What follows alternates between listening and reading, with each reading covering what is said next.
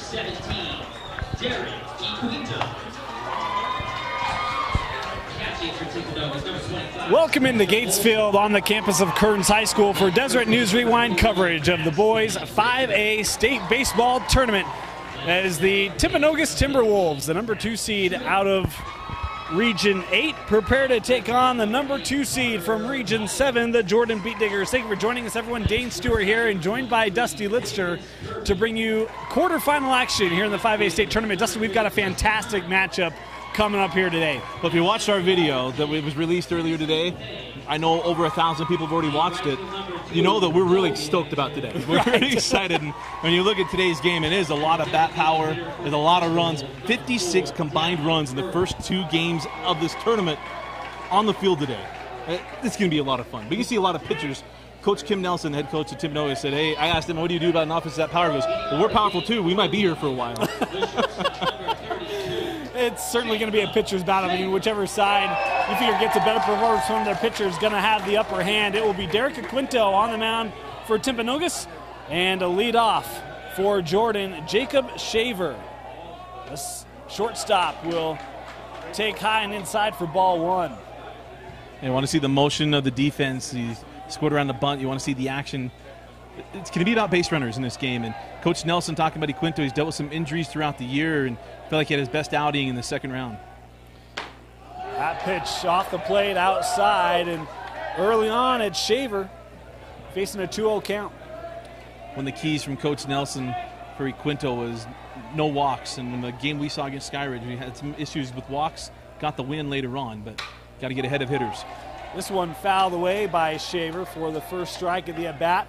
You mentioned talking about Kwinto before the game, and mentioned Dusty's dealt with a lot of injuries this year, so it's been tough to find the rhythm for really the ace on this Timpanogos staff.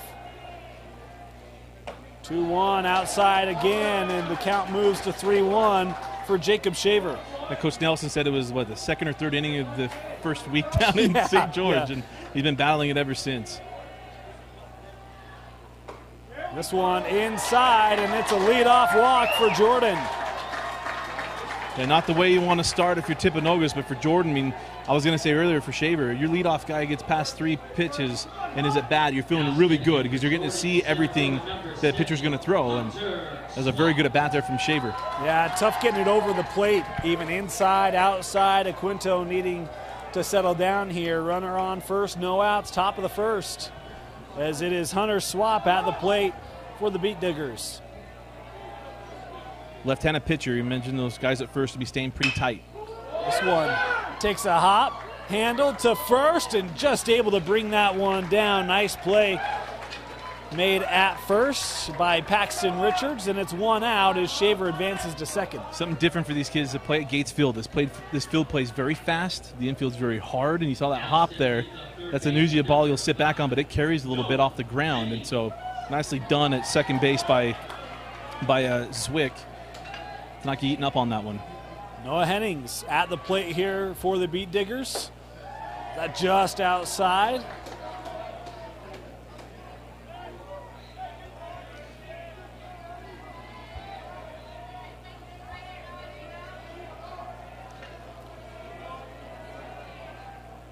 Shaver leading off from second. And this pitch called ball. And I call low and inside there. Mike Reimer, the home plate umpire, and this is a guy that does college baseball games here in state. He's a catcher, collegiately, a very, very good baseball umpire, and you'll have a zone, and it should stay pretty consistent. That pitch thrown behind the shortstop. Shaver won't be able to get up in time, and Timpanogos may be fortunate that Shaver not on third right now. Well, Shaver fortunate that ball was not on the bag, because that was actually a very good move there by Kwinto. One thing to note here at Gatesfield, also the change for some of these guys, the back end of this mound is a little more steep than they're used to in their high school mound. So you make that turn and go to second base, sometimes that step down is a lot different than you're used to throughout the year. The throw was behind Kirby. He did everything he could to keep it, but fortunate to keep Shaver at second as this ball popped up by Hennings into foul territory, giving chase, and that ball is dropped. Boy, tough play. It was right along the fence out there and just unable to make it. I think might have been Richards. Yeah, you got the right side going to come over to that, so Richards Wild and pardon me, out in right field, Logan Johnston. They just couldn't get there. Got in the Bermuda Triangle. A little bit of a breeze here blowing in from the outfield. Maybe made that a tougher catch than it may have appeared to some. That's 2-1 pitch off the plate, and again a 3-1 count for the beat digger batter. Not to be too aggressive here, but for Kwinto, it'll be a short day if you're living 2-1, 3-1 against Jordan. If they're expecting fastballs and they're able to sit back on their back leg, it could be a short day for him. Oh, a called strike. Hennings, I think he thought that was ball 4. Well, that one was more over the plate than the first one, so Timpanogos fans are all excited. That was a much different pitch. And full count here for Noah Hennings. This one, another pop to short, and the slide is safe. Hennings beats it with a head-first slide, and it's runners on the corners in the top of the first for Jordan. How about the speed from Hennings? Hits that ball into between third and short. Great job of coming getting that ball. Wasn't misplayed at all. He just doesn't have the arm to gun it down. Nice play by Davis Kirby. Take it even on the short hop. And I think maybe he thought he'd try to backdoor to third base to get Shaver.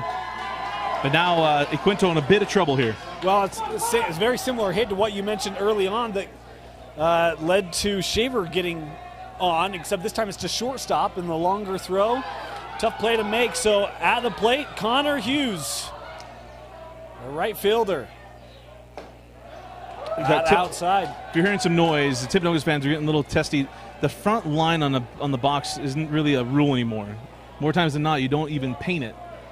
Do it here mainly for a look. You're getting a little irritated saying he's out of the box. He's really not, because the front line of the box is not a rule. They can leave it open.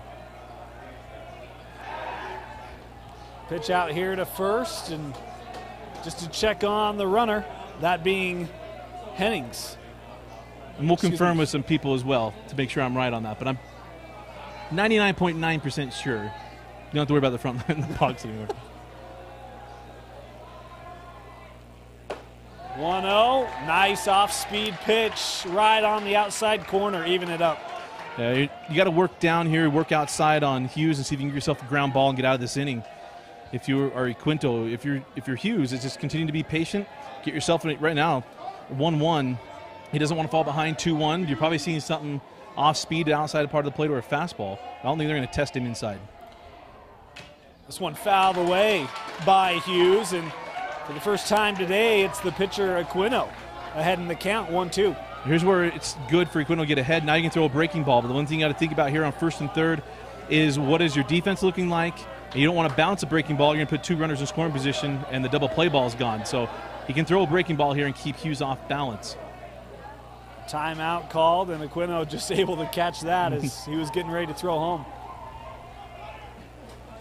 It's a tough thing, right? You're focused on first, focused on the runner, and reset here.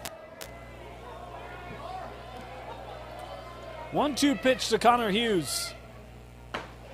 Outside, and a great play made there by the catcher to keep that one from a pass ball and a potential run from Jordan, as Spencer Olson able to reach out and snag it. We saw Spencer Olson against Skyridge, very dependable behind the plate, keeps everything in front of him. Kwinto here, don't want to go full count.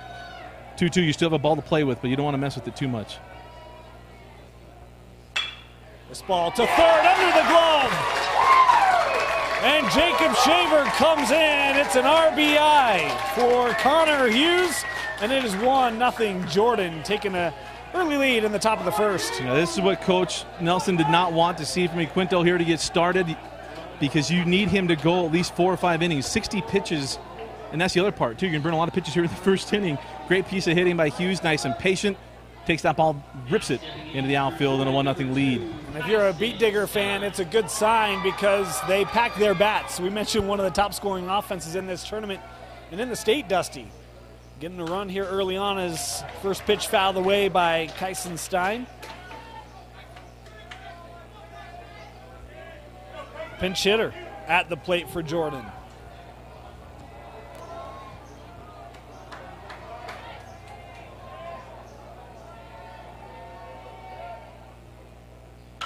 Another foul ball, this one into the netting from Stein, and it's quickly an 0-2 count here.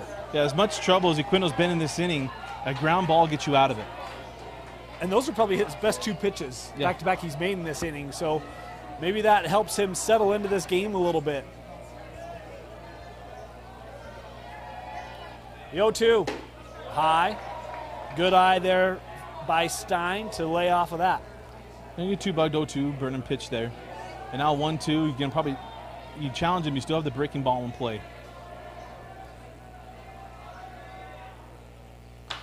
This ball sent high into foul territory, and that ball will be out of play.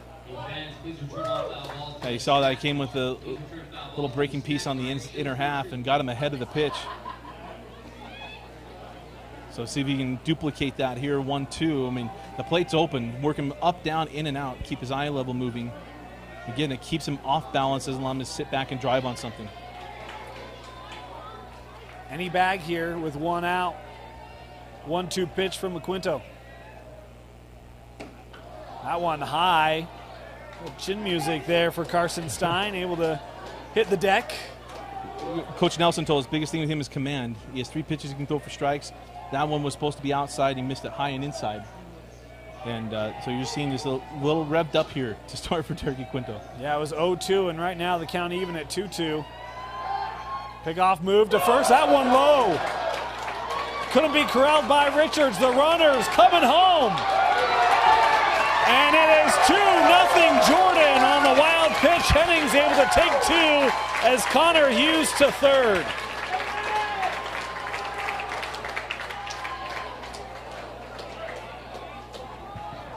They're going to go E3 on that one, and they're going to move him around. So unearned runs coming in right now for Jordan on the, I mean, just a throwing error on the pickoff move. That's 2 now.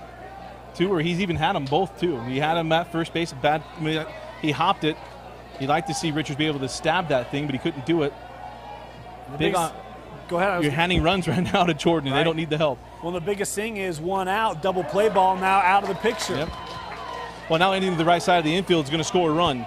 Coach Nelson going corners up, middle infield back, trying to keep it from anything hitting the corners or the right side of the between the bags, making a double. See if they can cut down the run at home. Full count. Swung through, and Kwinto gets the strikeout. Carson Stein going down swinging. Great response by Kwinto. The only out that mattered at that time was one at the plate, and he's able to focus up, not go full, and blow one by him. A big out. That's out number 2, and if Timpanogos can get out of here without Hughes coming home, that would certainly be a nice way to finish the top of the first here, even though Jordan been able to plate 2 runs.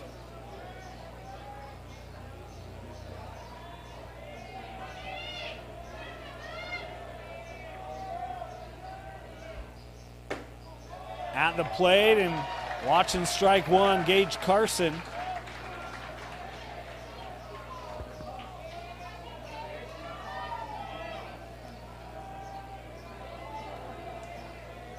First baseman for Jordan.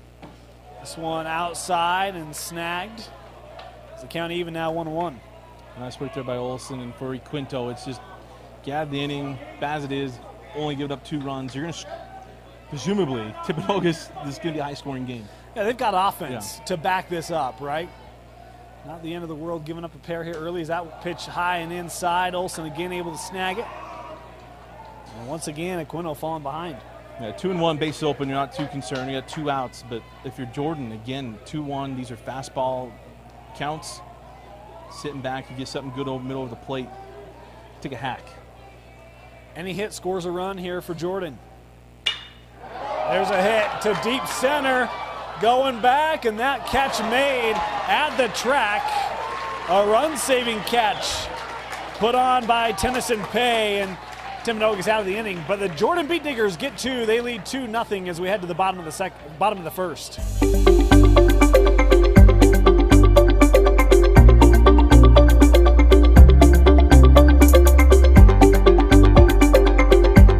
My name is Dr. Ann Russo. I'm a clinical neuropsychologist working at the Tosh Sports Concussion Clinic.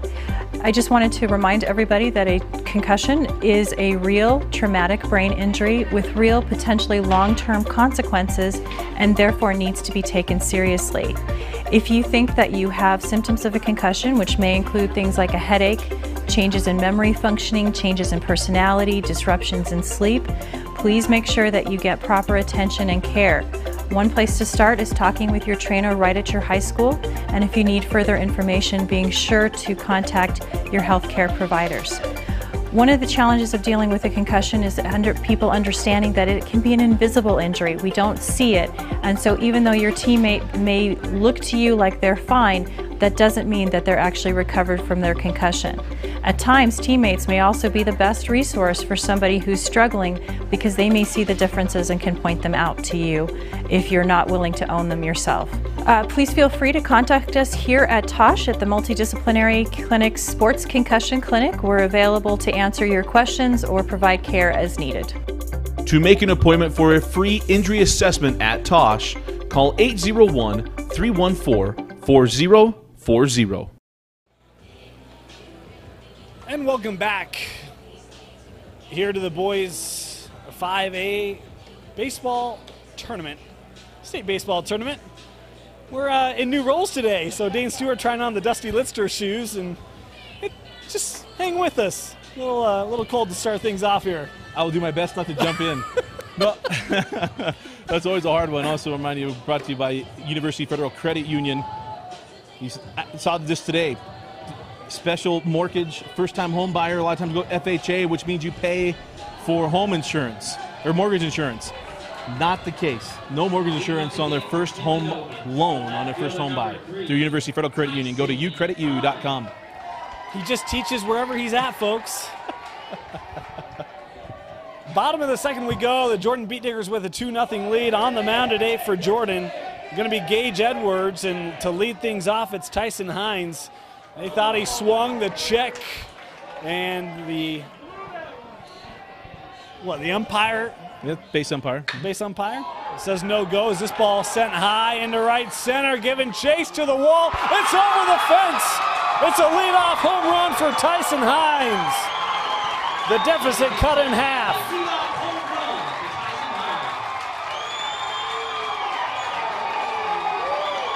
That's why at baseball you have to stay level-headed. Baseball is not a game. You have a lot of them for a lot of emotional people and hotheads because it lasts a long time. You give up 2 runs in the first inning and really doesn't hurt. And Hines in one swing makes it 2-1. Ball well hit. He did not get cheated. I didn't see it off the bat, so I had no idea. And, whew, yeah, fantastic way to start things off. Hines did not get cheated on that pitch. Davis Kirby at the plate here for Timpanogos as he watches strike one. This ball sent high into shallow center. Under it, and the play made by Hunter Swap for Jordan. 1 out. Yeah, nice job, Edwards. Just come back. It's one, the thing is when you give up a solo home run, you always, as a coach, come up to your guy, hey, it's just one, we're fine. Just, stay within yourself, not get guys on bags, and then all of a sudden that starts to compound a little bit. But he's going to hit some really good hitters, including right here, Spencer Olson. Olson, the catcher, made a couple nice defensive plays in the top of the first as Edwards misses, ball 1. That one right over the plate for a called strike.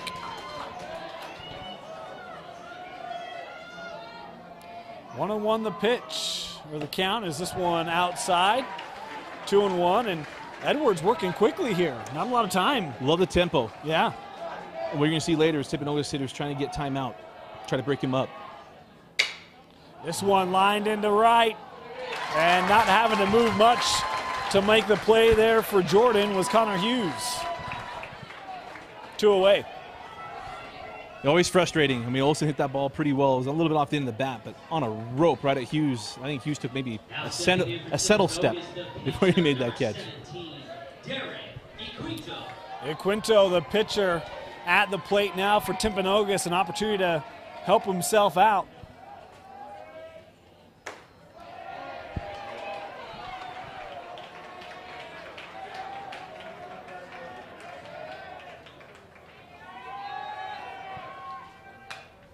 Fouled away, and the count now even at 1-1. A nice at bat here for Kwinto. I mean, again, for him, kind of take a page out of what the hitters did to him. Take your time, get your right pitch, and restart this thing with 2 outs. This pitch bounced in front of the plate. Ball 2, 2-1 the count here. Big for Edwards, not to fall too far behind. Ball 3, thrown there by Gage.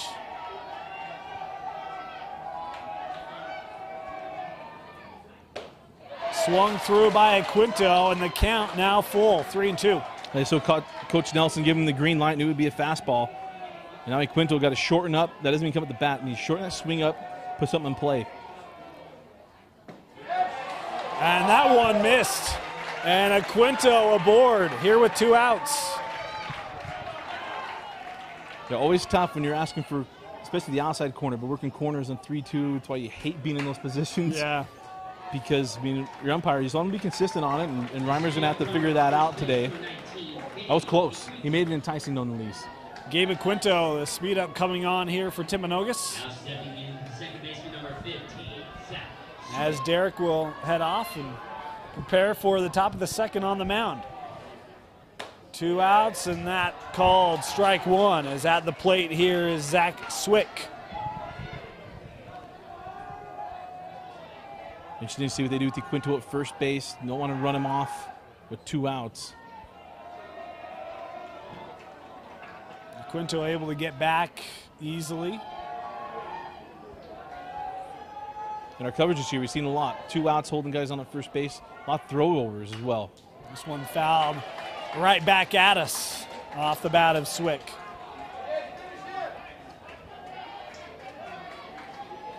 Oh, 2, got plenty of pitches to work with. Not so worried about the guy at first base. Don't want to give him a bag, but here you got everything open. You're going to burn a pitch on the outer part of the plate. I was going to say, you try to make him chase something here. Yeah, make it enticing. That was maybe a little closer than I would have thought. Swick able to foul it away. And that's a good one because it's something you probably going to get the best bat on. I mean, he's sitting on the outside. He knows it's going to be out and away, or be up and away, and he went after the curveball. But it's not something, that's actually a good pitch for him that you want him chasing if you're the pitcher. Called strike 3. Gabe Edwards strikes out the side. It's 2-1 as we head to the top of the second. You're watching Deseret News Rewind coverage of the 5A State Baseball Tournament on DeseretNews.com.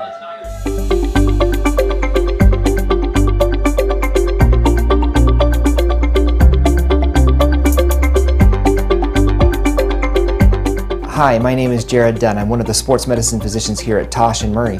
Today I want to talk to you a little bit about something called the MCL or MCL injuries. Pretty common injury in athletics, specifically among athletes who change direction, soccer players, football players. The MCL is a thick ligament on the inside part of the knee connecting the femur down to the tibia.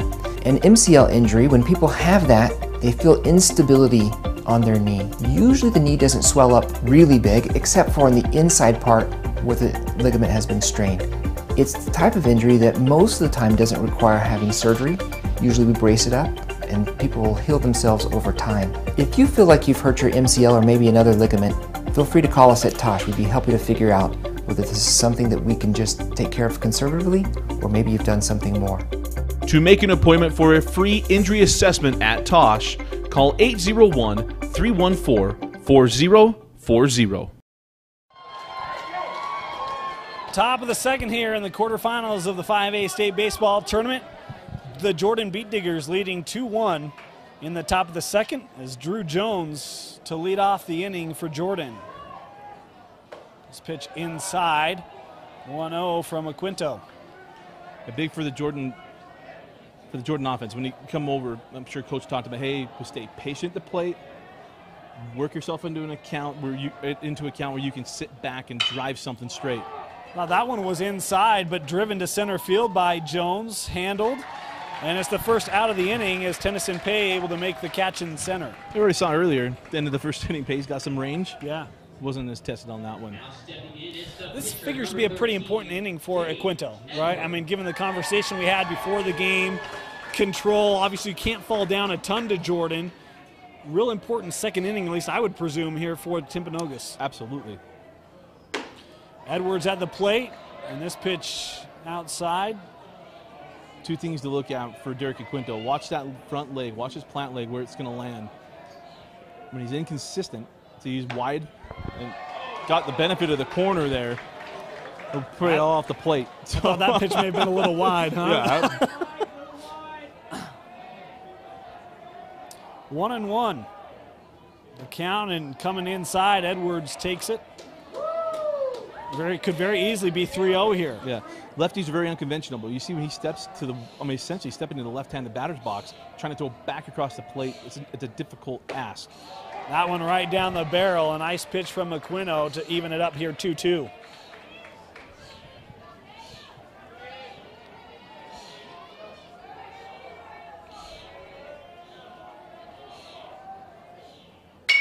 Edwards to the hole, through the hole into right, and Gage Edwards on first base here with one out. Terrific at bat for Edwards.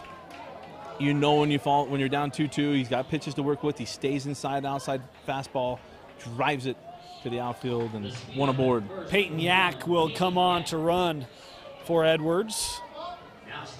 Yak at first base is Noah Bachman, the catcher, to the plate here for Jordan.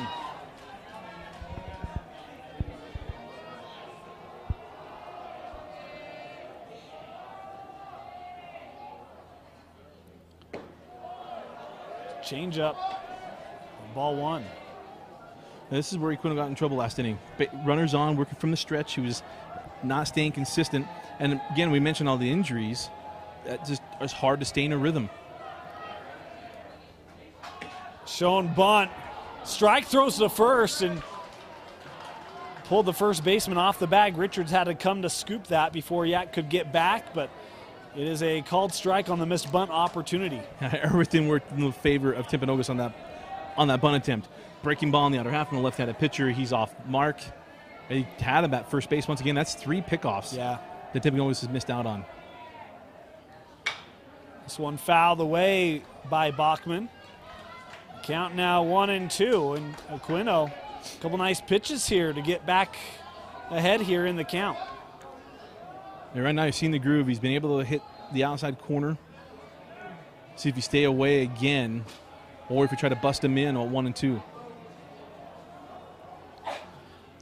Swung through, and Bachman goes down on strikes. That's the second out of the inning.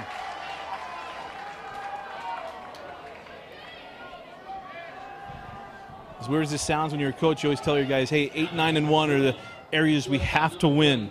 And now you bridge the top of the order with that one hit. So nice job of focusing up here from Kwinto to get the top of the order with 2 outs.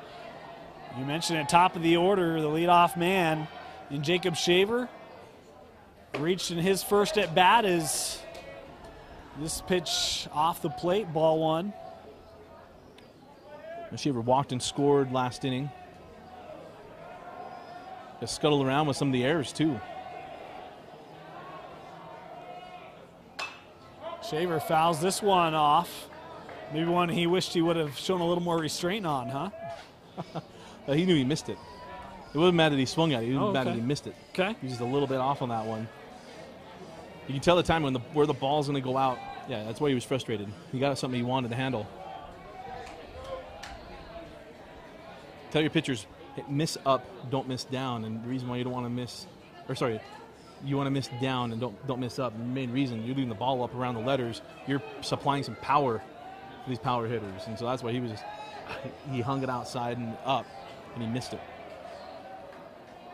1-1. And that one right on the outside corner. Nice pitch from Kwinto. Imagine something breaking ball on the outer part of the plate. See if Shaver can stay inside this one. Kwinto a chance to get out of the inning. That pitch low. Count even here at 2-2. Again, your catcher and your coach, I know the coaching staff calls the pitches from the bench. He's been really good on the outer part of the plate, and you know that they're sitting on it. Set up, Yak goes, the throw to second, and they got him. Fantastic throw by Olsen. That'll end the inning. One hit given up, no runs scored. It's 2-1 as we head to the bottom of the second.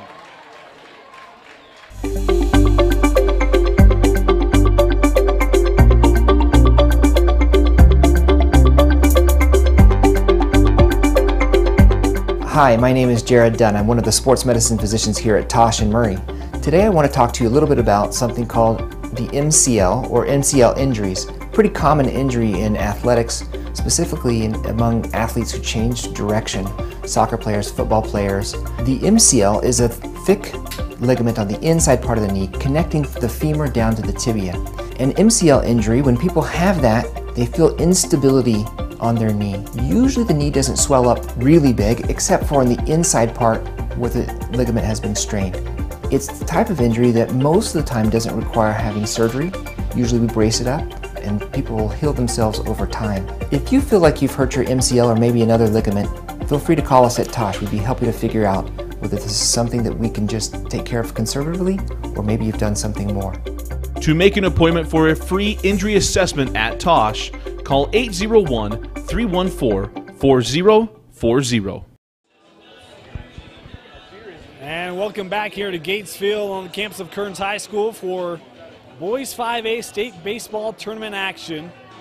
Brought to you by Deseret News Rewind, presented by Intermountain Tosh. And we've got a good one. Quarterfinal in our winner's bracket. The loser's still alive, but the winner advancing to the semifinal. A lot on the line here in this match. As Timpanogos fell behind 2 runs in the top of the first, got 1 in the bottom of the first, and now trying to tie things up here in the bottom of the second.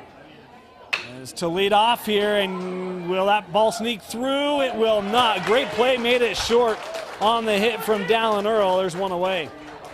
Terrific range shown there by Jacob Shaver getting over to that one. And I was just about to say that Earl, in the game we saw earlier in the year, lived through the box. Yeah. And he was, what, 5 of 5 in that game, everything up the middle. Nice play by Shaver. Oh, that ball was going to find its way through. Shaver did a fantastic job to get over and close it. As the pitch here from Edwards comes inside on Richards. It's one thing to get to it. It's another one to have the arm to get the out. And especially when that ball getting in the middle like that, a lot of times it's because it rolled for a long time. Yeah. But a terrific arm there by Shaver as well.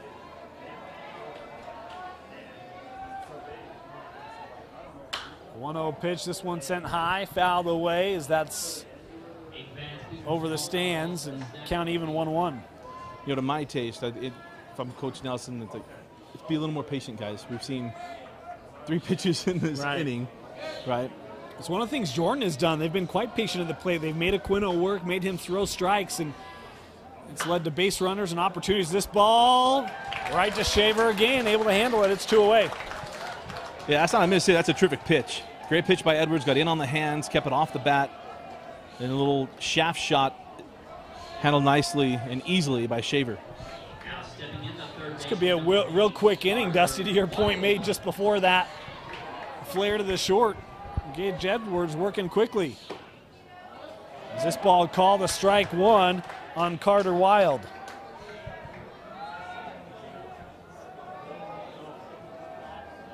Wild, the third baseman for Timpanogos, as he watches that pitch and called ball. No 2 corner pitches are the same. Not the same at bat, typically. Much of the chagrin of our maroon-clad faithful. Sent into left field. A nice hit. Push that into left from Carter Wild, and there's one aboard here with 2 outs for Timpanogos.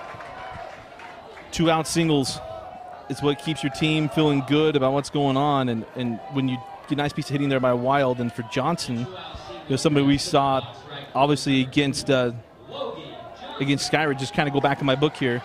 I mean, Johnson back in that day was 1 for 3 with a single, so want to bridge this team to the top of the order. Johnston, the 9-hitter, looks at ball 1 outside. And not only that, if you can bridge it to the top of the order, you have Hines who hit the dinger, and the leadoff home run. Probably a different strategy here than shown in the top of the second. As boy, that one, the Jordan fans wanted called a strike. They don't get it. It's a 2-0 count. I'm with them on that one. This ball sent to right center, giving chase. What a catch! Made in center by Hunter Swap, and that will end the inning. 2-1, the Beat Diggers leading here after 2.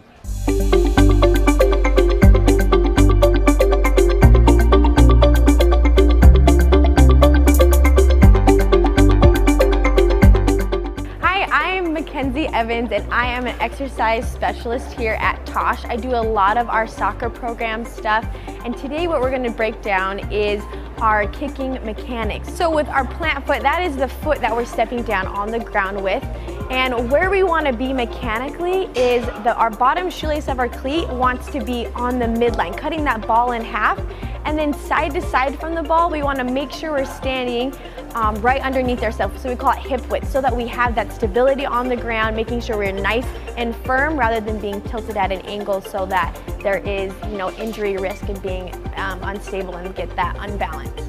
So for striking the ball, we want to make sure our ankle is locked down. We want to hit the inside of our laces. It's that inside part of our laces, and we want to make sure we hit just below the midline of the ball. I call it the mustache. If you kind of look at the face on the ball, that's where you want to hit the ball. All right, that's a wrap with our kicking mechanics. Again, I'm Mackenzie Evans. I'm here at Tosh. I'm an exercise specialist. If you have any more questions and you want more in depth with your kicking mechanics, or if you have any injuries, we can help you right here. To make an appointment for a free injury assessment at top of the third. And to lead things off here for Jordan will be Jacob Shaver. Remember, he was at the plate to end the second as Yak got thrown out at second. So Shaver gets a few extra pitches here in the at-bat as strike one thrown from a Kwinto. Kwinto struggled to find the inner part of the plate today. Found the outer part of the plate really well in the second inning. Shaver swung through that one, and quickly it's an 0-2 count here on the leadoff man for Jordan. And that's where, once you find your guy getting a rhythm and you got a little rattled, find him a rhythm, find him a spot where he's comfortable. Because now if you can mix that inside part of the plate in, keeps the guys off balance. Shaver through the hole into left, and it's another leadoff hit on the inning for Shaver. Well, I guess he didn't hit in the first inning. He walked. So leadoff man on. How's that? Clarify that. Yeah. What he wants to do is nice job. Nice piece of hitting there by Shaver. Work yourself into the 2-2 count and able to get aboard. Hunter Swap coming to the plate here for Jordan. Again, Shaver on first, no outs, and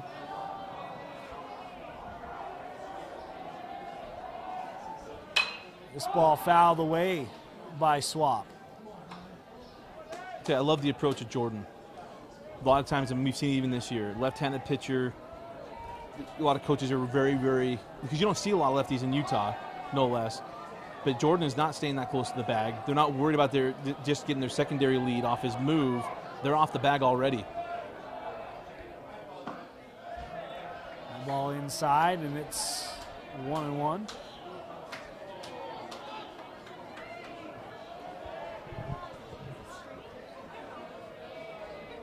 Jordan's had a hit in every inning off Derek Kwinto. Mentioned it in the first, the bats packed for Jordan. Here to the quarterfinal is the throw over to first, just to help keep Jacob Shaver true. You want to see if you can catch him in a hit and run. Not a bad spot to do it here.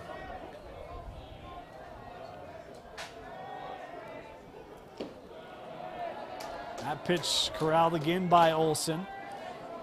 See, sometimes those throwovers frustrate me, but as well. But a lot of times, if you're a coach, especially high school level, if you think it might be hit and run, and you want to call, hey, let's throw it over, see if you can get a guy moving. A lot of times, your guy at first base in high school, you don't leave it on hit and run until he pitches it, but they still take off on first movement like it's a steal, and you can get an easy pickoff. Here is the hit and run, Dusty, as you were just talking about, fouled away by Swap. Well, the reason it's there is you got good speed at first base, you got a good stick at the plate, but not only that, Kwinto's living on the outer part of the plate. Hit and run, if you can hit it behind him, you're going from first to third, and now you're set back up. Yeah. And so you can see that still coming. 2-2, obviously, you can probably take it off. You're not going to force him to swing here.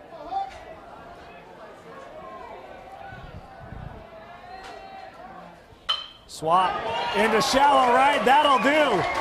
Shaver around second, Swap now sitting between first and second. He'll retreat to first, and it's runners at the corners with no outs here in the top of the third. Terrific piece of hitting there by Connor. Swap goes right down the line, right field. The only thing you want him to do is get the second base on that throw, but I'd rather him be safe than sorry, because it got over the cutoff man. He'd been standing up at second base, but no need to you don't know that. You don't know that when it leaves the right fielder's hands, right? I mean, maybe in the air you're able to read it, but in the air you're able to read it, and your coach too. But even if coaching first base, which I did for a long time, is my guy doesn't have a good read on it, doesn't have confidence, stay here. Like, don't get us into an out. Standing at where we could be sitting right now at the corners, which is a lot of, really, it's advantageous for any offense. Now batting for Jordan, the third baseman, number 5, Noah Henning. Jordan with a big opportunity here in the top of the third, as Noah Hennings, the third baseman, at the plate.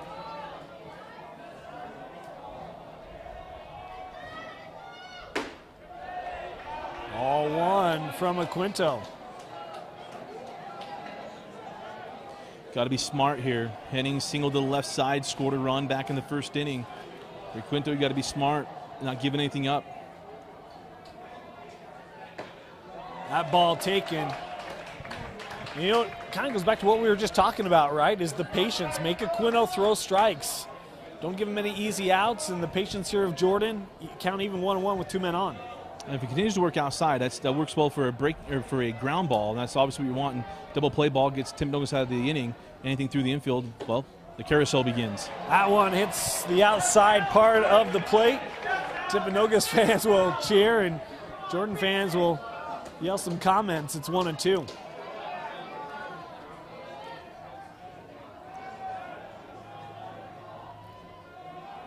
Kwinto looking for that first out. That pitch low.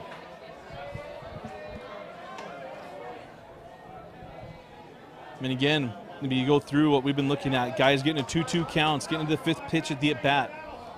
Just making Kwinto work for every out in this ball game. You know, it brings up a real interesting situation, Dusty, that we were talking to the coaches about before the game, pitch count. And you go over 60 pitches in this one, you're not eligible until the championship. And so, you know, Kwinto's thrown a lot of pitches in each inning he's been in. I mean, I don't know if you're getting to that point. It's got to be close, doesn't it? You're getting close. You're getting really close.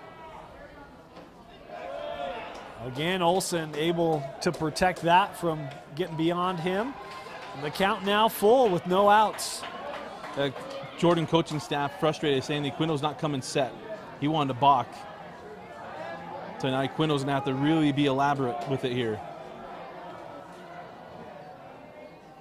Certainly was. Is this ball fouled away? Lefties get away with everything. I know, Dusty, we've had this conversation off camera about the balking of left-handed pitchers, right? Yeah. The throw to first, they balk all the time, and not only that, they don't come set a lot. And it keeps your guy at first base off balance, and he's not getting a good secondary lead. I mean, it's an advantage. If you got it, use it. But, yeah, a lot of yelling comes from from that very thing. Timeout called at the plate here. Big pitch in this ball game coming here from Kwinto. And that is singled into left.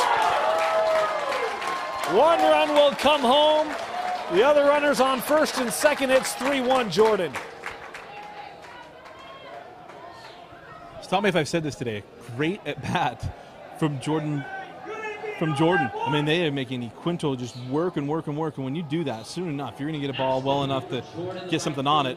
And therefore, Noah Henning's able to get it between third and short, especially with the corners drawn up, extending this lead. And it's Connor Hughes, the right fielder, back at the plate here for Jordan.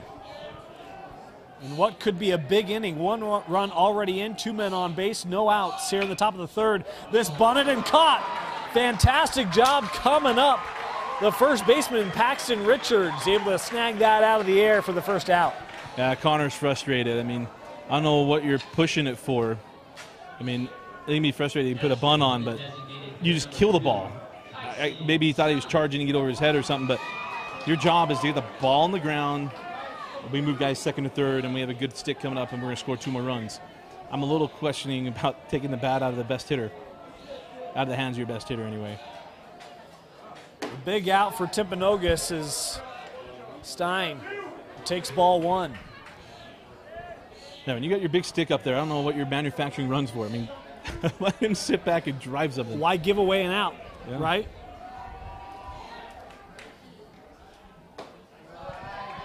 (2-0) after this one outside from Kwinto. Hey, 2-0, now you can sit back on that back leg that we've talked about before. 2-0, be patient, not chase anything breaking. Outside again, maybe low as well. Right now, I mean, Kwinto is just missing the target, right? We've seen a lot of reaches by Olsen. I thought earlier, I mean, mechanics are just off just a touch. I mean, it's just my personal preference of where you want to see him land, but Quinto's a terrific pitcher. You see him get that breaking ball over. It's just a lot. I mean, lefties do a lot of quirky things, and that he steps so far into the right side of the plate, or in the right left-handed batter box, makes it really hard to stay consistent. Nice pitch on 3-0, right down the barrel. 3-1, fouled back by Kyson Stein, and nice work here from Kwinto. We're going down 3-0 on the count to work it back full. I see competitiveness out of Kwinto here. You're down 3-0 on the count. They're getting to you once again like the first inning. Now he's battled back 3-2. Payoff pitch, so you can get something down and get out of the inning. That very point, Dusty, double play, and he's out of an inning that had a really rough start. This one over the shortstop into shallow left. Mena moving for Jordan. They'll hold the runner at second. 1 run will score. Hunter Swamp coming in, and it is 4-1 Diggs. Love the approach. Stayed inside him, out Coach Kim Nelson. See if he's in a lifty. Kwinto just come out and have a chat with him. But another terrific at-bat. 1 dying quill, 1 ball with eyes, and another run scored for Jordan. Just a pep talk being given here. They're going to leave Kwinto on. You know, Dusty, the mentality. I mean, you mentioned it when we talked with Timpanogos before the game, said, hey, you know, Jordan scored 31 runs in their first 2 games. What do you have to do? And Coach Nelson, well, we've scored 25. I mean, like, you know, we've got bats too, and certainly their bats will have some work to do, but no amount of bats can come back if you can't get outs and stops. Still just 1 out. That's the thing right now. The approach for Jordan is just on point. And what's frustrating for a coach, and I kind of joked and said that I was going to die and be out of a heart attack on a walk. And for Kwinto, he's not walking a lot of guys, but he's getting deep into counts. Yeah. And Jordan has done such a great job at the plate and just fending things off and playing it the other way. And that one hit Gage Carson. Probably not the way that Coach Nelson wanted that pitch to come in after just having a visit to the mound. The bag's now loaded. Well, what it does is you start thinking about it. We talked about the pitching stuff, and that's something you think about as a coach all the time in these tournaments. Oh, man, number 2, all right, who are we going to go to, and what is that? You know, you start thinking about what you got to do. You got to win the day to get to Wednesday. That's really what your goal is today. Yeah, we mentioned this. It's a double elimination tournament. The loser's still in, but they'll have to play Olympus. That's a good team out of Region 6. Certainly just prefer to get a win today and not have to deal with the Titans. Is at the plate now and taking a called strike 1 is Drew Jones, the second baseman. Flew out in his first at bat to center. Does that again, he probably brings in a run. He'll try left.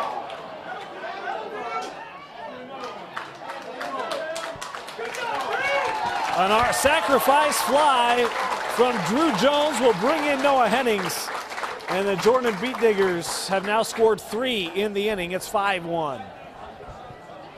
A lot of times in this situation, Dane, I'd be talking about, well, you don't want to put guys on with walks, but again, single from Shaver, single from Swap, single from Hennings, get a single from Stein, and now a sacrifice fly. I mean, that's what you do. You get guys on, and you play station-to-station baseball. Jordan has taken advantage of their opportunities. I mean, you get men on, you bring them in, right? Gage Edwards to the plate right now.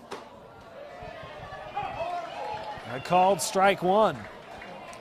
And Gage Edwards single to the right side last inning. And again, it was another long at bat. It was a full count.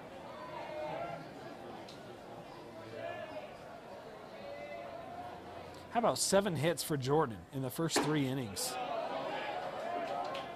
Taking ball 1 here by Edwards. It's a lot of men on base against one of the classification's real top pitchers.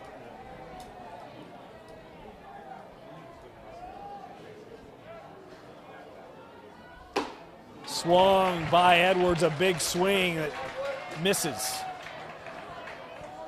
Nice answer from Kwinto. But again, for Jordan, getting down, being 1-2, being 2-2, these have been accounts, including this inning. Everybody who's gotten a hit in this inning has had 2 strikes on them. Called strike 3. A tough inning for Kwinto, but he's able to work through it. The Jordan Beat Diggers bring in 3. It's 5-1 Jordan as we head to the bottom of the 3rd. You're watching Deseret News Rewind, presented by Intermountain Tosh. Coverage of the 5A State Baseball Tournament.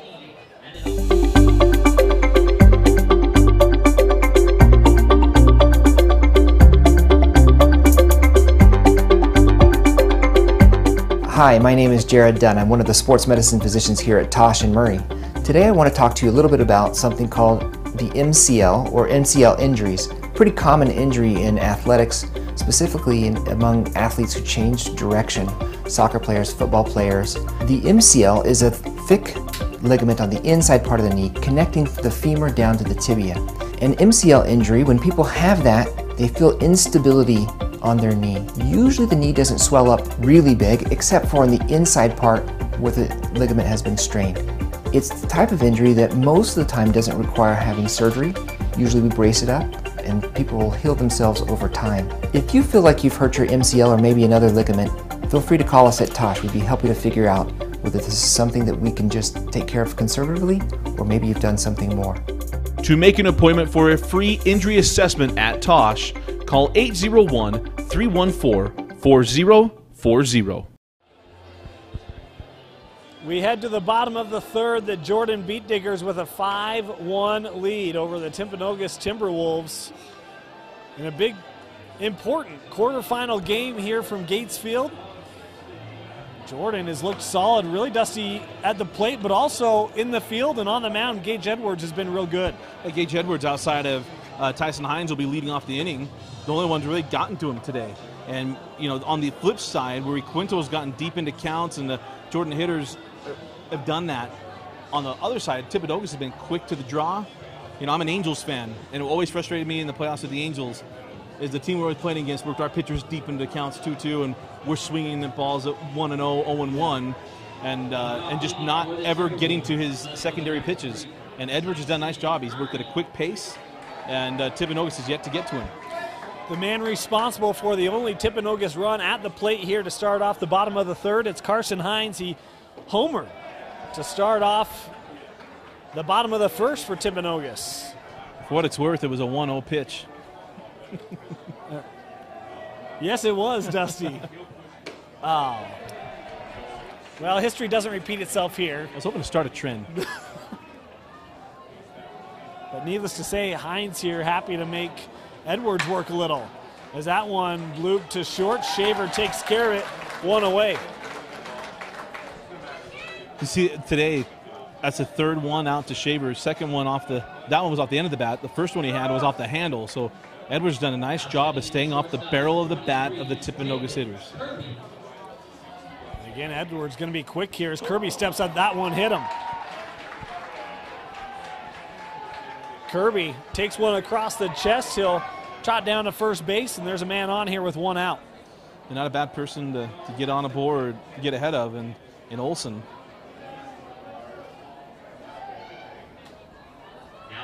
Four-run lead, you don't expect Edwards to press. And so for Timpanogos, again, it's staying patient, got to work station to station, get guys on base. Throw back to check on Kirby. He's in safely. And Spencer Olsen at the plate here for Timpanogos with 1 out. That outside. Off, and I thought they got Davis Kirby, but he's called in safe. I thought that throw was there in time, Dusty. Jordan fans going to feel a little snake bit. been frustrated on some outside corners.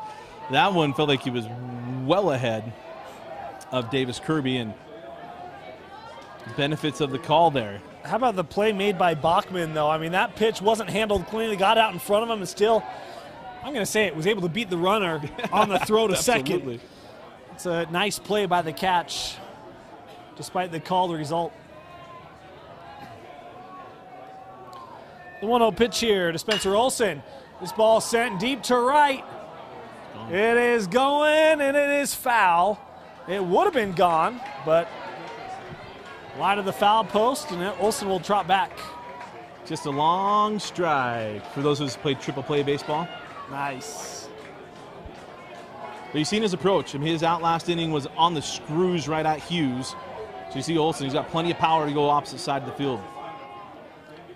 1-1 pitch, and that one chopped foul. I love the way they're calling that. Olson's showing power to the opposite side of the field, so he flies that one out. Okay, breaking ball inner half, he's out way ahead of it. And now you got him off balance. And not only that, you got him now guessing, and you're not having to throw him a fastball. Yeah, 1-2 here. Certainly Gage with his option of pitches. Got him swinging. Went chasing that one outside. And Olson strikes out for the second out. And you're just seeing a team in command. Because what you had with Olson there, 1-2, as your coach, you're thinking, all right, breaking ball outer half, you get down 2-2, bases open. I don't have to throw him anything, and I'll go work with Kwinto and somebody else. I'm not going to let Olson all of a sudden hit a two-run bomb and make this a two-run game. Terrific approach. He chased the outside breaking ball and 2 away. You mentioned it, Kwinto at the plate now with 2 outs. It's ball 1 there by Edwards. This is the only man in scoring position today for Timpanogos, I believe. Very true. As Edwards watches a called strike 1. Kwinto walked back in the first inning, and for his own cause and just for his own mindset right now, a base hit would go a long way in helping him on the mound as well. Off-speed pitch there by Edwards, off the plate.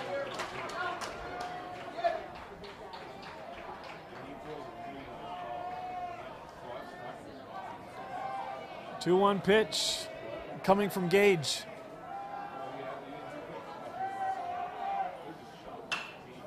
He fouls this one back. The count now 2-2. Nice job of battling here by both Edwards and Kwinto. Edwards able to nibble here. And now let's see if he gears one up. Got a breaking ball to mess with. Keep him off balance. A little pitcher-on-pitcher duel here.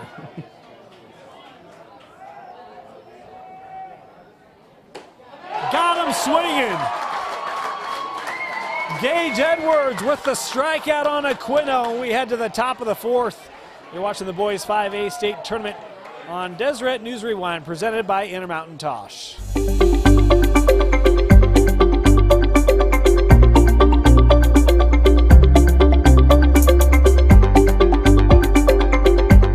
My name is Dr. Ann Russo. I'm a clinical neuropsychologist working at the Tosh Sports Concussion Clinic. I just wanted to remind everybody that a concussion is a real traumatic brain injury with real potentially long-term consequences and therefore needs to be taken seriously.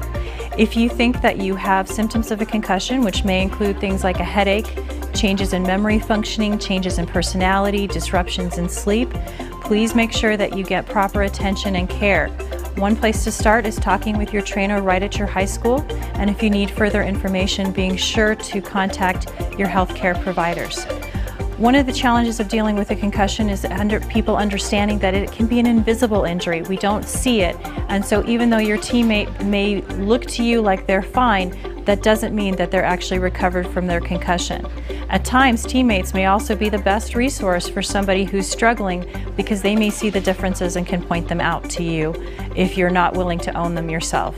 Please feel free to contact us here at Tosh at the Multidisciplinary Clinic Sports Concussion Clinic. We're available to answer your questions or provide care as needed. To make an appointment for a free injury assessment at Tosh, call 801-314-4040. Noah Bachman to lead off the order for Jordan here in the top of the fourth, as he takes ball one from Kwinto, who's still on the mound for Timpanogos. I don't think you're seeing the approach change at all here from Jordan. That one called strike by our umpire.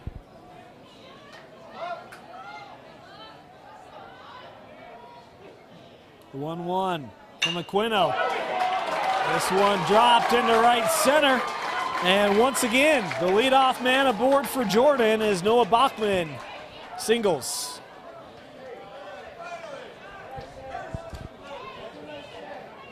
Nearly an astute observation. So first inning, leadoff man on. Second inning, flew out.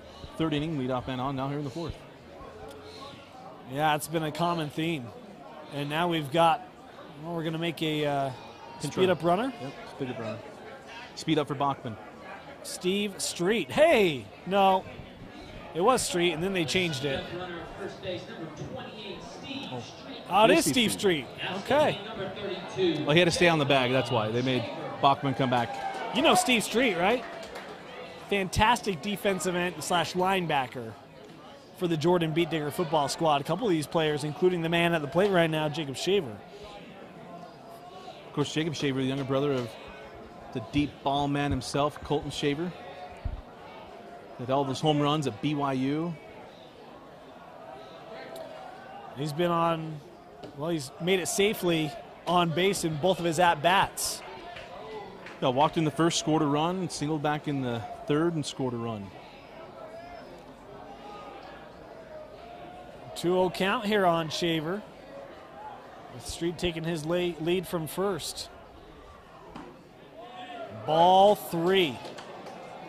3-0 the count on Shaver now. No outs here in the top of the fourth.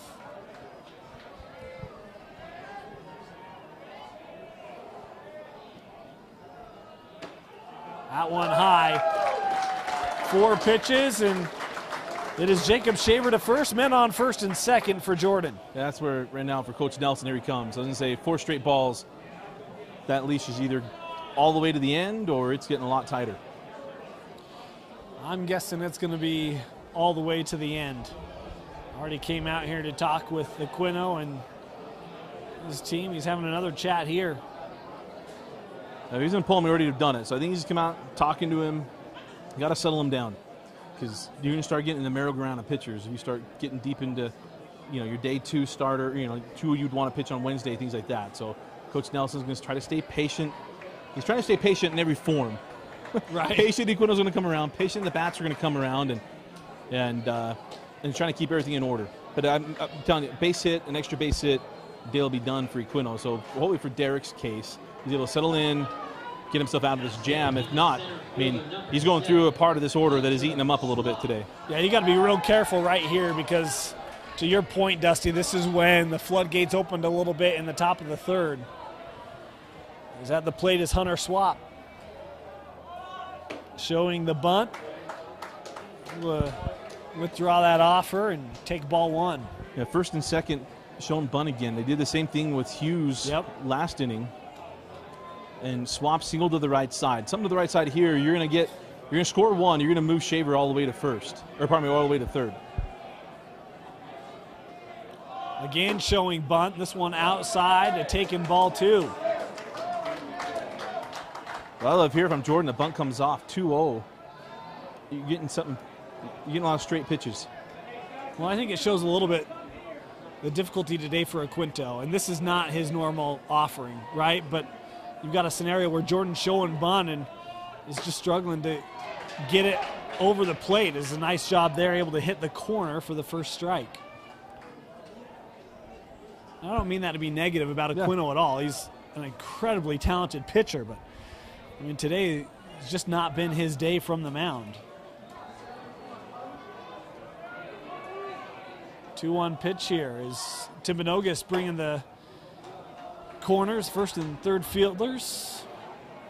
Baseman. Yeah, the corners crash and got middles cover. And so they were thinking he was going to try to bunt again. He doesn't square. I'm telling you right now, if you're a first and third baseman and then a coach, you start thinking, oh, please don't hit a line drive. Right. At that moment, yeah. because they caught him in a crash. 3-1. Called strike. Oh boy! And Hunter Swap was taking his run down to first. Never a good idea as a batter. Exactly, and one that's been called strikes throughout the day. Yep. Two, you don't leave. In Little League, we talk about it. Don't leave early, because it just can come back and bite you. If this pitch isn't thrown in the batter's box, it's strike 3, right? Depends on what side of the field you're sitting on. This one driven to left center. Over the head, over the fence. It's a 3-run shot for Hunter Swap on a 3-2 pitch. And the Jordan Beatniggers take a commanding 8-1 lead. Then I ask you, Hunter, would you rather have the walk or the 3-run dinger? There's only one answer to that question. You want to get back in the box, hit that fastball, and absolutely tattoo it. Wow, what an offensive explosion here from Jordan. And that will be it for Derek Kwinto.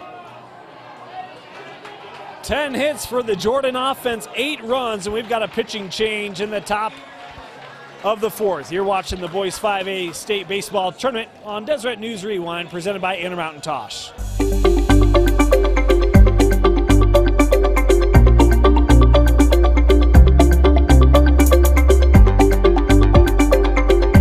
My name is Roy Trawick. I'm an orthopedic surgeon at the Orthopedic Specialty Hospital. I specialize in knee and shoulder surgery and sports injuries, and I just wanted to talk a little bit about shoulder instability. Certainly this time of year, as we enter the fall of the year and we have people playing football, we have people wrestling later, we're going to see a few young athletes who are going to dislocate their shoulders. It's a pretty serious injury. I think the most important thing is if a shoulder dislocation does occur, it is very important to have that shoulder checked out with proper imaging by a qualified sports medicine specialist. That way you can look at the actual anatomic injury and have a serious discussion about the risks and benefits of both non-surgical and surgical care. A surgical intervention can oftentimes be arthroscopic. Sometimes that surgical intervention needs to be through an open surgery. If you have any questions at all about shoulder instability or any other sports injuries to the shoulder or knee, I would invite you to contact the Orthopedic Specialty Hospital. We have specialists who can cover just about any sports injury you might have, and we can get you into our system so that you can get a proper evaluation and have your questions answered. To make an appointment for a free injury assessment at Tosh, call 801-314-4040. Welcome back here, top of the 4th, and we've got a pitching change for Timpanogos and a couple of moves in the field. We'll try to track them all down for you. The new pitcher for Timpanogos will be Carter Wild. He was at third. Zach Swick has moved to third. He was at second. And Dallin Earl to second. He was the designated hitter. I think that works everything out. So at the plate now for Jordan is Noah Hennings as he takes a called strike 1. I think, did you say Kwinto to center, which ends the day for Tennyson Pay? Oh, thank you. This ball into right field, and that is just foul off the bat of Hennings. Boy, that one almost beautifully placed for Noah. About a foot beyond that foul line. In the way that everything's fallen today, you thought that would fall in for Jordan. Right. Biggest thing, if you're Coach Nelson, you're bringing Wild in and say, hey, just throw strikes. Yeah. You know, we need to come in and throw strikes, get ahead early, and make these guys get the bat off their shoulder.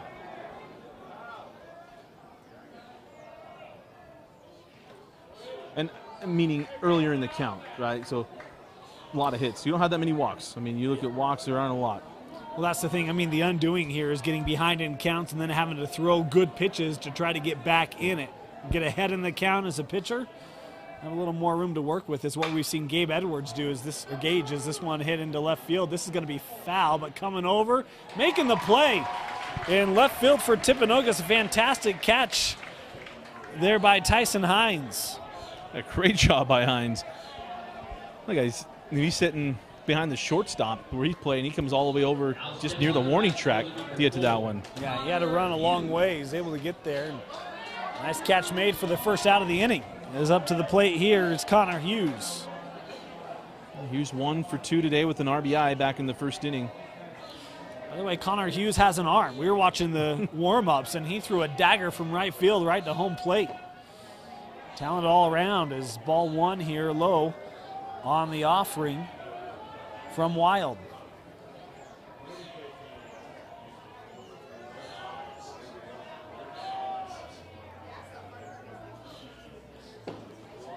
Inside part of the plate, strike 1.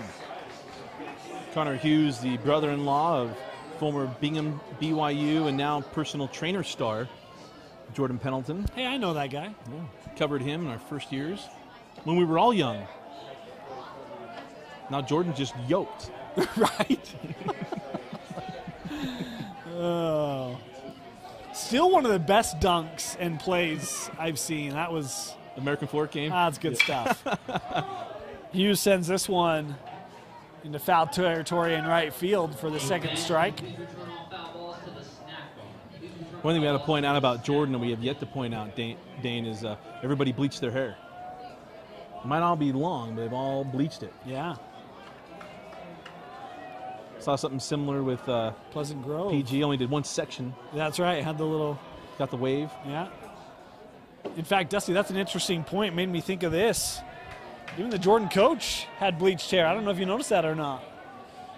I thought it, but then I thought maybe it's sun bleached. To me, some guys who have auburn hair get a little sun bleached, and so I didn't know. Yeah. Anyway, it was lighter. That's the gist of it. Full count here. Swung through that one, fouled away, so Hughes stays alive here to see another pitch. He was a big bat. Also, I believe Connor was on the football team. If not, there was another Hughes who was on the Jordan football team as well. Yeah, it could have been. I should remember. I did half the games this season for Jordan. I know, you're dialed in that football program. I just keep talking about the old days. The pitch, and this one thrown over the head of Hughes. He'll trot down to first, one man on here with one out.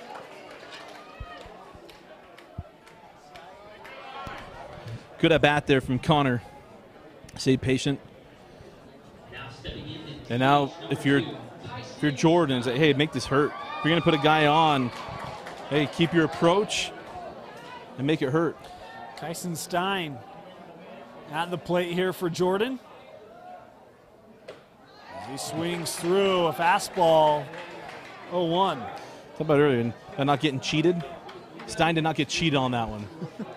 And here's another note, too. These guys at first base are going to feel like they can get the biggest leads of their life. Now, if your Kwinto has a good move, being left-handed, now the right-handed pitcher, you can get a better first lead and even stronger secondary lead.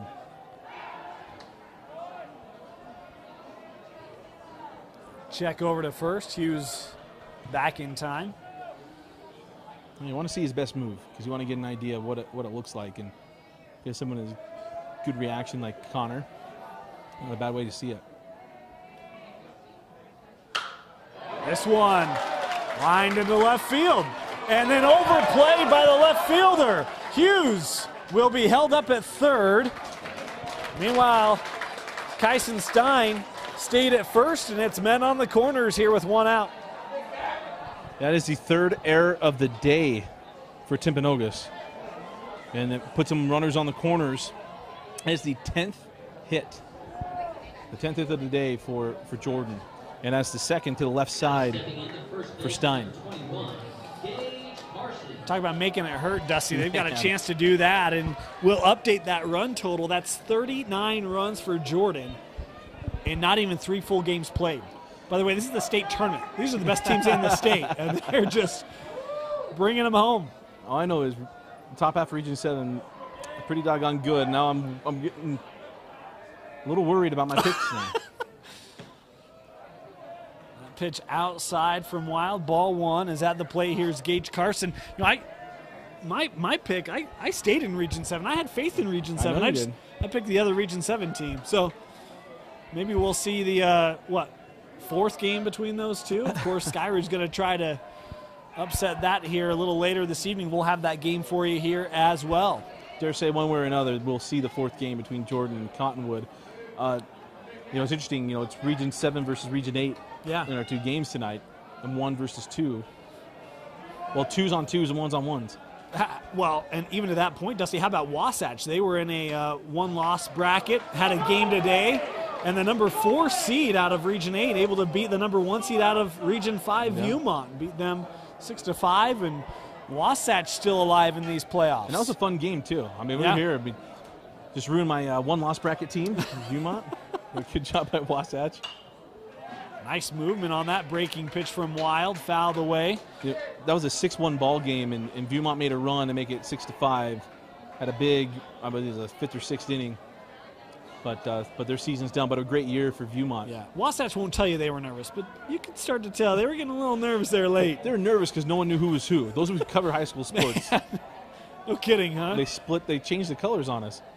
Maybe swung through and strike 3 there on Carson. He goes down swinging for the second out. Maybe they adopted a soccer tradition and switched jerseys there, Dusty. Of course, normally that's only the captains, not the full units, you know. And it's their kids. Look at you coming along. I'm so proud. I do listen when people tell you things.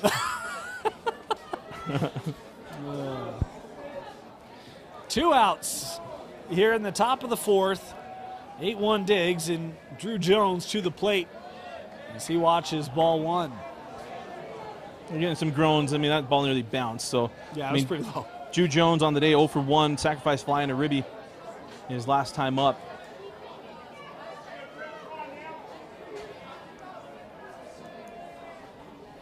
And then on the corners, this one outside again. Olsen able to make a great play behind the plate. He has played a great game today, Olsen. Olsen, absolutely.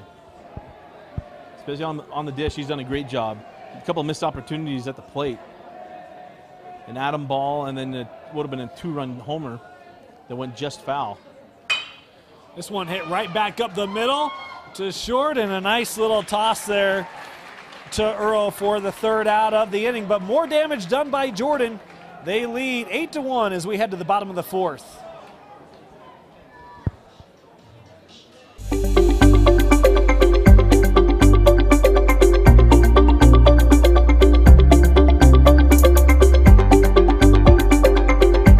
Hi, my name is Jared Dunn. I'm one of the sports medicine physicians here at Tosh and Murray.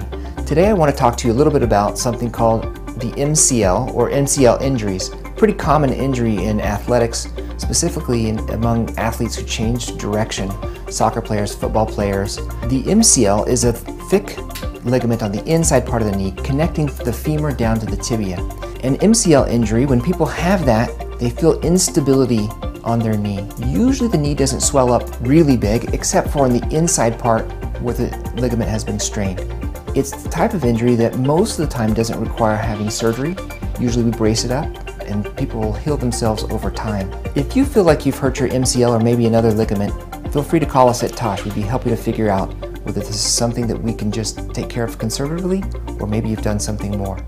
To make an appointment for a free injury assessment at Tosh, call 801-314-4040. Bottom of the 4th here in our first quarterfinal match in the winner's bracket between the Jordan Beat Diggers and the Timpanogos Timberwolves. 8-1, Jordan with a commanding lead.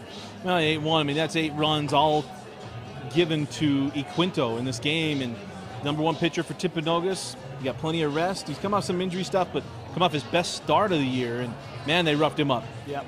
And right now for Timpanogos, this is now time to get the bats going. Only 2 hits on the day. Yeah, not a lot of time left here for Timpanogos. Boy, that pitch got past Swick, and he immediately threw his head up, frustrated. He didn't make an offering of that one, 0-1. And just like that, it's 0-2. Yeah, you haven't had to see the best stuff out of Edwards today. He's been able to get ahead and stay ahead, and now he can start trying to overpower some guys. He's throwing some gas here to start. This one fouled in the right field.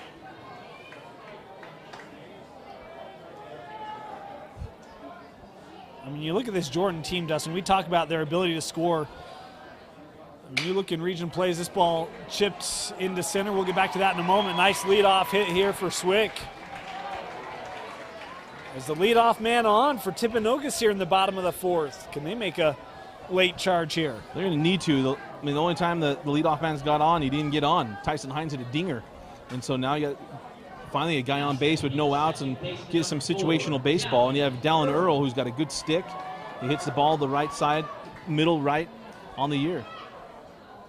That ball inside, taken by Earl, 1-0 the count. Talk about the hits for Jordan. Only 3 hits in the game for Timpanogos. Base runners have been few and far in between. This one sent to center, but able to be handled there by Jordan. That was Swap with the catch. 1 away. Always frustrating. I feel like your guy got a good bat on it, and it's just right at someone and not hit as near as much power. Now, wind's blowing pretty strong from left to right. Yeah, the flagging right. No part of that being lazy here in the afternoon. Is ball 1 taken by Richards. Paxton on the day, he had that shaft shot back in the second inning, his only plate appearance. That one, ball 2 from Edwards. Certainly a lot of latitude here for the pitcher from Jordan. Is this one over the plate? Strike 1, and boy, Richards didn't like that call. Gave a second look to our umpire. Wow.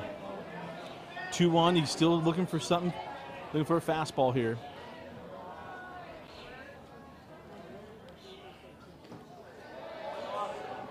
Well, Dusty, one of the things we pointed out early on in this game, and you said one of the things to watch for, was Timpanogos trying to take time at the plate, try to stall that rhythm of Edwards, and we really haven't seen that in this game. At all. They allowed him to stay right in rhythm, and really they haven't had a lot of at-bats to try to break him up. In on the hand, swung through, and that's strike number 2 on Peyton Richards. That green light on, 3-1, and now 3-2. Plenty of runs. I mean, you're not having to throw a fastball here if you don't want to if you're Edwards. 1 man on. And that one just fouled away by Edwards to stay alive here. It came with the breaking ball, and you really think you're going to get him sped up because of all the fastballs. And now maybe throw another one. Either throwing a curveball or I'm going up and out with the fastball. Back to first. And Swick gets back in time.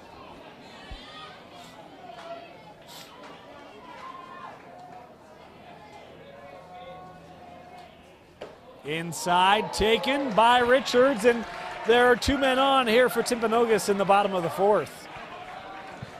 Now they can get him on. Now can take advantage of it. Nice at bat there from Richards, staying patient.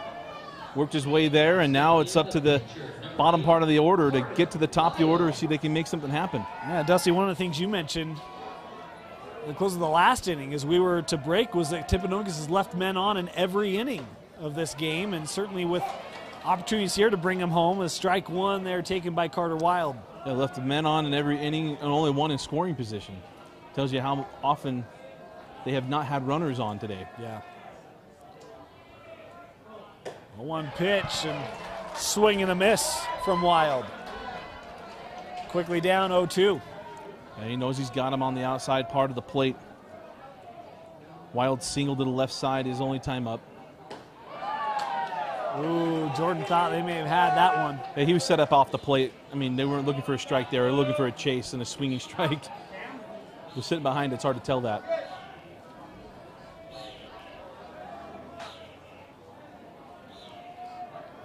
One-two pitch from Edwards. Fouled away. Nice job battling here from Wild. Well, we saw it earlier. I mean, Zwick did the same thing, got down a little bit, and able to hang in there. So same thing here for Wild. Continue to battle, see if he can hit something to the left side. Left-handed hitter, if I'm a coach, I'd like to see him get something to the right side, but they keep pitching him away. Again, looking outside, but off the plate, ball 2.